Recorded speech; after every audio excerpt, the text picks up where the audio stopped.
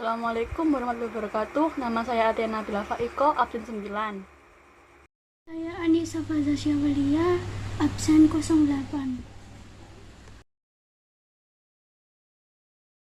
Pengertian kedaulatan. Kedaulatan berasal dari bahasa Arab yaitu daulah yang artinya kekuasaan tertinggi. Pengertian kedaulatan itu sendiri adalah kekuasaan yang tertinggi untuk membuat undang-undang dan melaksanakannya dengan semua cara yang tersedia. 4 sifat pokok kedaulatan. A. Kedaulatan asli, artinya kekuasaan tertinggi tidak berasal dari kekuasaan lain yang lebih tinggi. B. Kedaulatan permanen, artinya kekuasaan itu tetap saja sepanjang negara itu berdiri walaupun pemerintah sudah berganti. C. Kedaulatan tunggal, artinya kekuasaan itu tetap merupakan satu-satunya dalam negara dan tidak dibagikan kepada pejabat lain. D. Kedaulatan tidak terbatas, artinya kekuasaan itu tidak dibatasi oleh kekuasaan lain.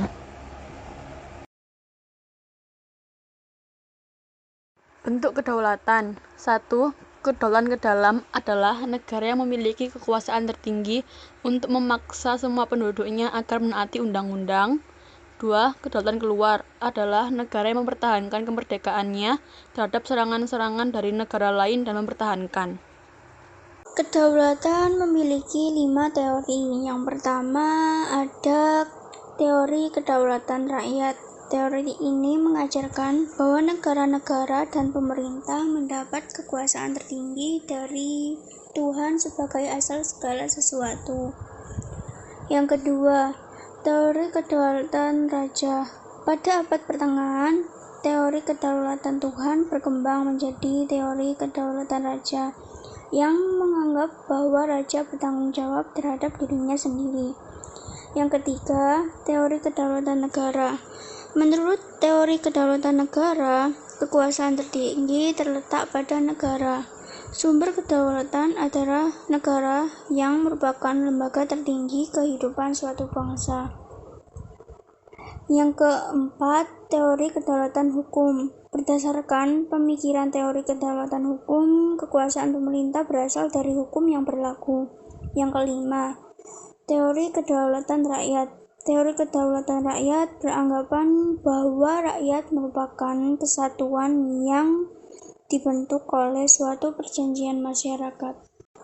Landasan teori kedaulatan. Pertama, pembukaan Undang-Undang Dasar Negara Republik Indonesia tahun 1945, yaitu maka disusunlah kemerdekaan kebangsaan Indonesia itu dalam suatu Undang-Undang Dasar Negara Indonesia yang terbentuk dalam suatu susunan negara Republik Indonesia yang berkedaulatan rakyat. Yang kedua, Pasal 1 Ayat 2 Undang-Undang Dasar Negara Republik Indonesia tahun 1945 menegaskan bahwa kedaulatan berada di tangan rakyat dan dilaksanakan menurut Undang-Undang Dasar. Berikut prinsip-prinsip kedaulatan negara. Yang pertama, negara Indonesia adalah negara yang berbentuk republik.